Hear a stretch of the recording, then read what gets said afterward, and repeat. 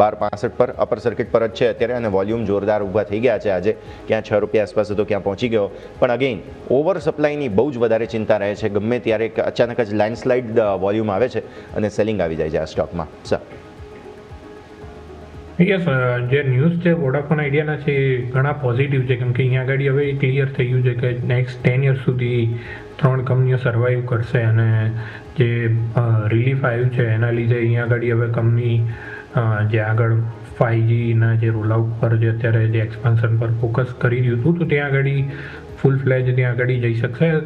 તો ન્યૂઝ તો ઘણા પોઝિટિવ છે અને ચાર્ટ પર પણ આપણે છેલ્લા ઘણા ટાઈમથી હાયર લો ફોર્મેશન જોવા મળી રહ્યું છે અહીંયા આગળ, અને ₹10.5 ઉપર જે આપણને એક થોડું કંઈક લોંગ ટર્મ એક બ્રેકઆઉટ જોવા મળ્યું હતું, તો એ મારા ખ્યાલથી નીચેમાં હવે સપોર્ટ થઈ જશે. અને અત્યારે પોઝિટિવ ન્યૂઝના લીધે ડેફિનેટલી થોડાક મોટા અપસાઇડ આપણને અહીંયા જોવા મળી શકે છે. અરાઉન્ડ ₹14 આસપાસ અહીંયાથી જઈ શકે છે આ મોમેન્ટમમાં.